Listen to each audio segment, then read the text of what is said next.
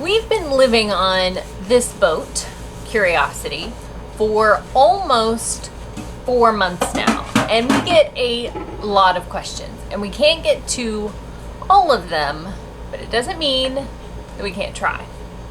So today we're going to do a little Q&A in an attempt to answer some of those questions.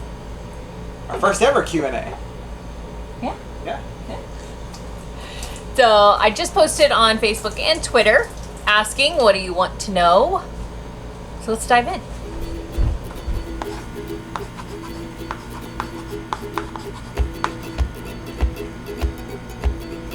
While Jason finishes up the dishes.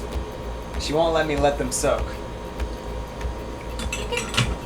But we'll get started. Alright, this is an appropriate one. How is cooking on the boat different than before? Is there any appliances that you can't use or ones that you want to get, like an ice cream machine? You know my vices. Let's see.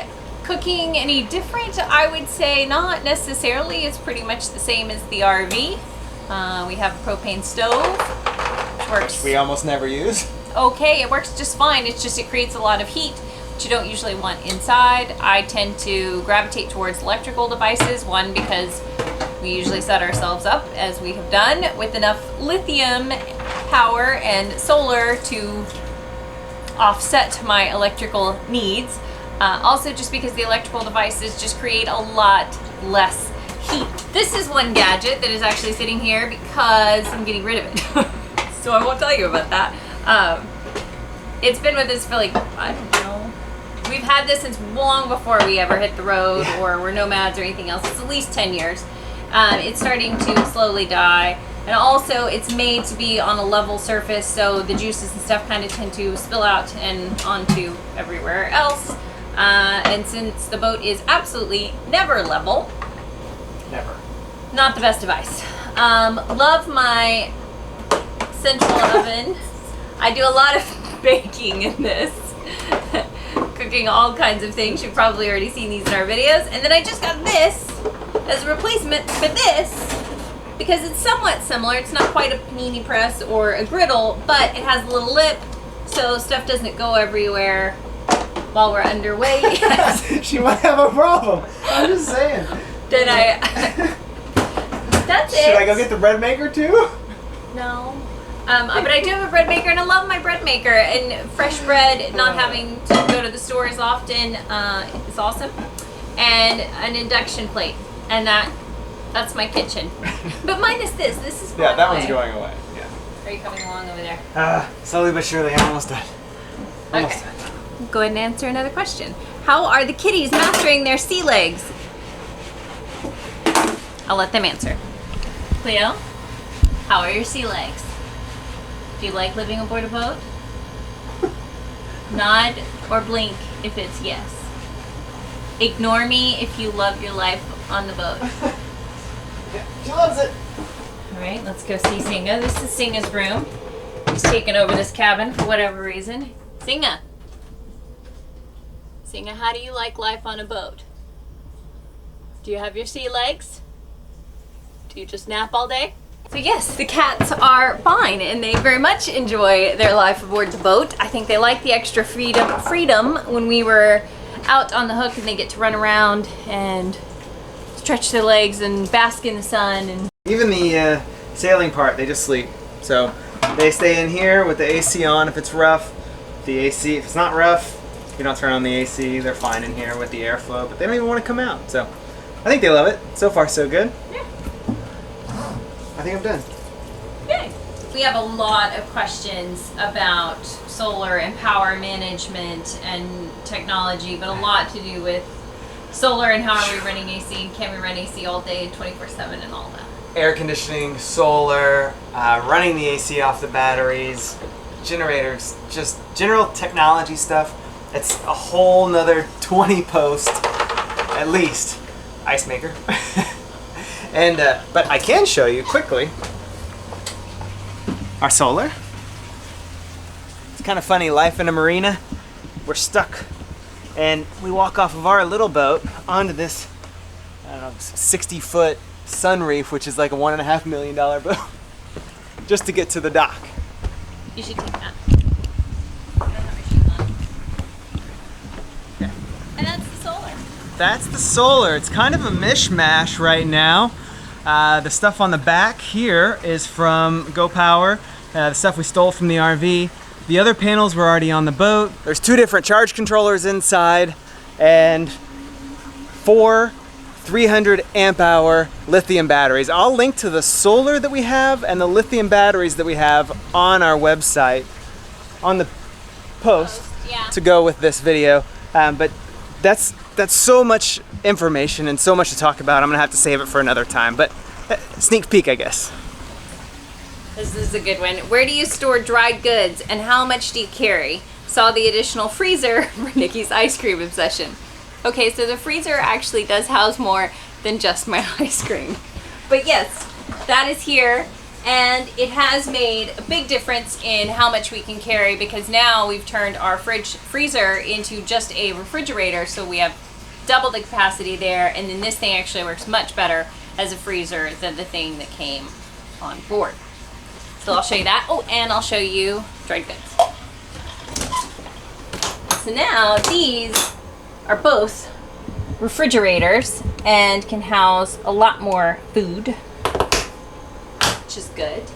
And dried goods actually keep quite a bit of stuff here in all of these little containers, bunch of canned foods, stuff like that. We've got nuts and granola bars, and then there's another little... All in Ziplocs, of course. Yes, because the moisture is a beast. And then pastas and extra dried goods in this little compartment, which actually goes pretty far back there. So between this and a couple of other little stash away cubbies, which we could use for really stocking up for longer passages, I feel like we've got plenty of food storage space. I can stock up for a month or two, no problem, and then I've got additional spaces I could start to fill if we really needed it. What about your other vice, coffee? Coffee. Coffee's stored here. That's all that matters. Okay, thank you. Next question. Alright, so we've got a lot that are like this one, which is from Annie. How is sleeping on the boat? Do you get dizzy, seasick, etc.? Oh, also anchoring. Yeah, there was some about anchoring. Sleeping. Which anchor do you have? Do you feel comfortable, safe sleeping with the anchor? All of that kind of Yes, and so far I am a little embarrassed to say that we sleep really well. Maybe we should be worried. Yeah, probably too well.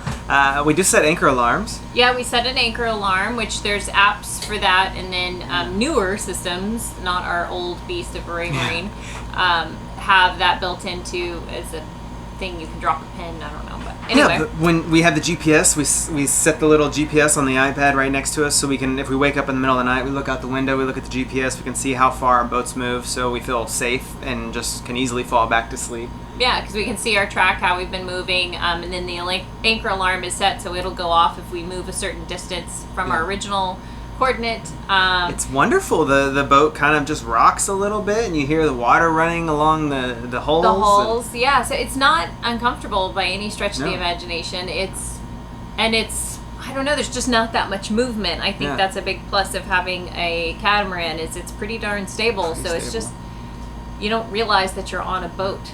The hardest part is gotta be about sleeping is airflow. Getting airflow into the cabin.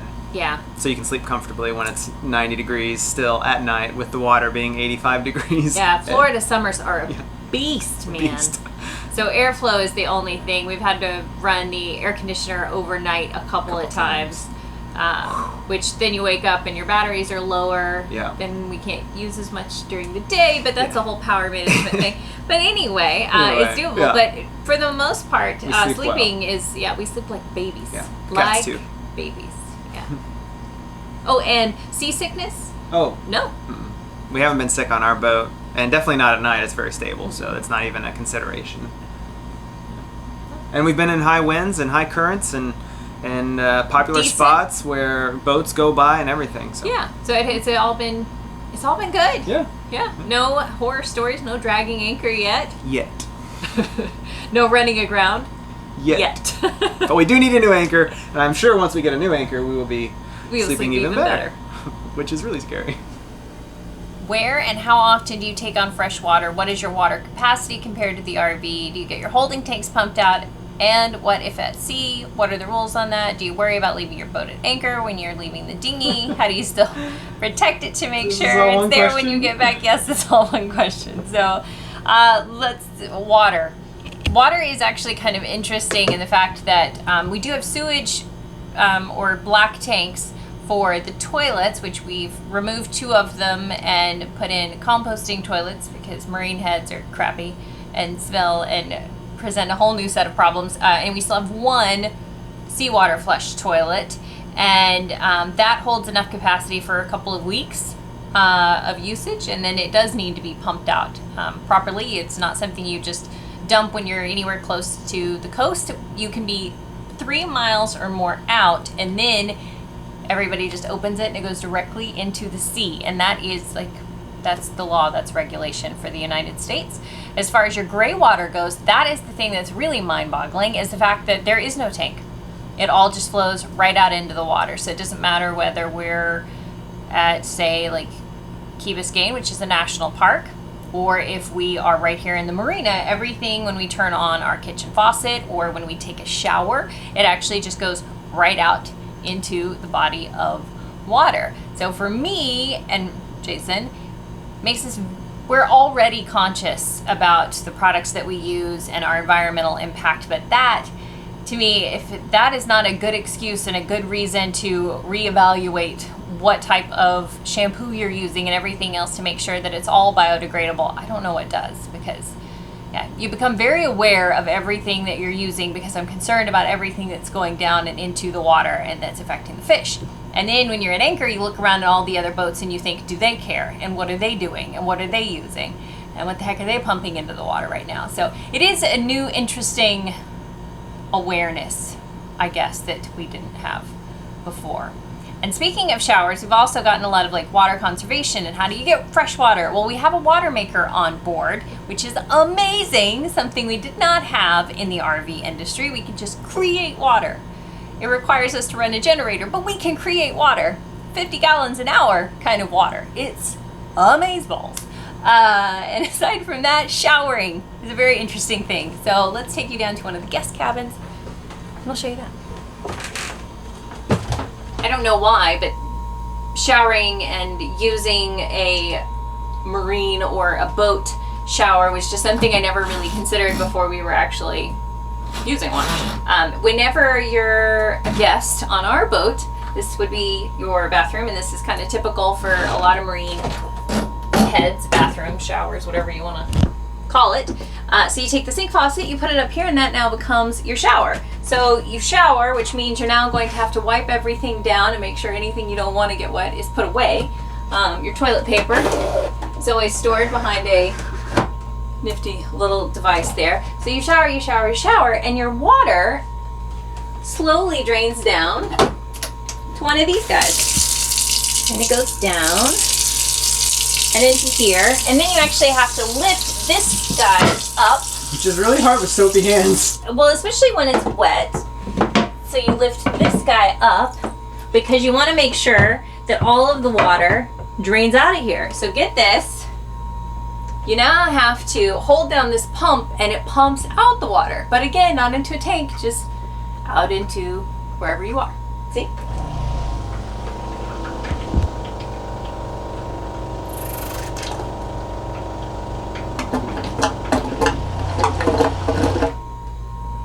And there you go. And then you would squeegee down the whole bathroom and get it nice and dry. And you're back to a regular bathroom again. And a lot of people have said it looks like a lot more work. They've asked, is it more work? And I guess the short answer would be yes. Now, everything seems to take a lot longer, like the shower, for example. There's always more chores, there's more things to clean.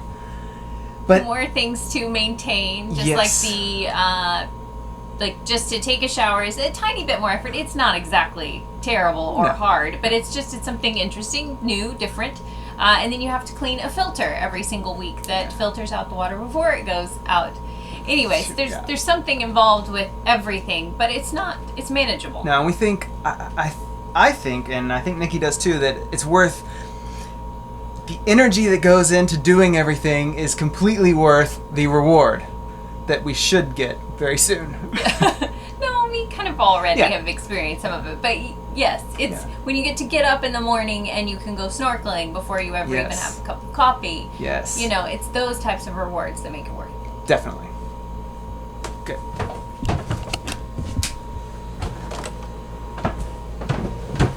Speaking of showers, I should show you our shower.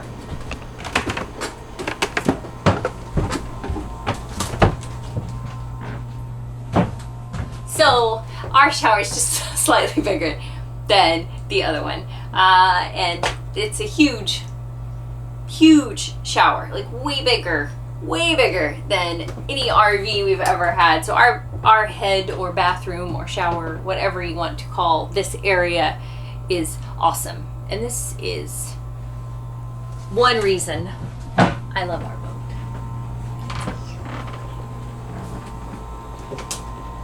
So I still have to push a button and all of that, but it's good. How far are you willing to sail Curiosity? I.e., would you sail up the East Coast, as far as Maine, or even west to Mexico? Well, Mark, we do plan to head, well, I'm not going to say around the world, because, I don't know, that's a lofty goal, but we will say we're going to sail around the world. We do want to sail around the world, but I'm not going to say that. Not a perfect circumnavigation, maybe? I don't know. It seems weird to say, I'm going to sail around the world. And it's not weird. I mean, a lot of people do that, and there are people doing that right now, and that's a wonderful thing. I guess there's lots of places we want to go, and maybe it doesn't fit within that perfect circumnavigation That's the word I was line. thinking, circumnavigation. We're not going to do that. Yeah. You But don't sailing think? potentially around the world, yes, but in that perfect line, I don't know. So we're sailing far? Yes. Further than Maine. Further than Maine. Yes, much further than Maine. Okay, last question for today is from Jim. Overall, at this point in time, great decision or kind of sort of maybe miss the RV a little bit more than you thought? And that is a good question and a fair question. It's one we've gotten a lot of. Which is better, RVing or boating? And do you miss the RV? And do you feel like you've made a mistake? Or has it all been worth it? It's a good question.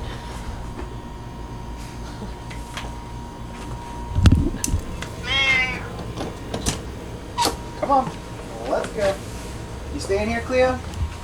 Okay. Camera or beer? Camera. Don't die, honey. Come on, Tinga. One thing that's been a little difficult to adjust to, especially while we're at a marina, is the fact that it's difficult to stretch our legs. Here, I'm gonna get Tinga, you take that. Okay.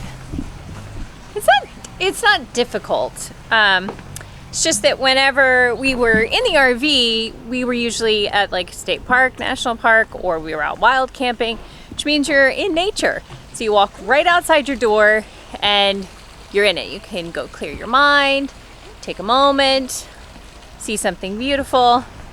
And being at a marina it's not terrible. I mean, it's still an interesting place and you're surrounded by interesting things, I suppose, but it's not nature. Get it. Come on, bub. As far as the question of do we miss the RV, I would have to say, yeah, of course we miss a little bit about the RV, but there's so much more to explore, so many places that we want to go by sailboat that we couldn't get to by RV. So sure, we're always going to miss parts of that. I mean, it was a huge part of our life for the past 6 years. Missing the RV, maybe not the RV specifically, but the road tripping aspect, I guess so. But sailing, we're just 100%. We're super excited to be out here. and to be exploring, I don't know, the world. Broaden our horizons. I feel like the options opened up tremendously. And I keep saying something about going to another grocery store and finding a fruit that I've never heard of before. I don't know why that sticks in my head. That's going to be really awesome. Because your stomach rules your life. Oh, yeah. I'm always eating or drinking, so. What new vegetable, what new fruit have I not seen or eaten? Yeah. The opportunities are endless.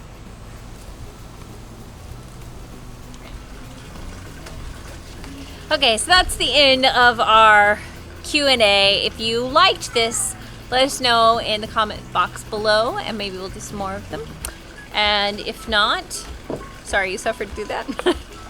I will make sure and link to some of the products we talked about and such in the post, along with anything else I may have forgotten. And I think that's it. So thanks for joining us, and see you next time. See you next time.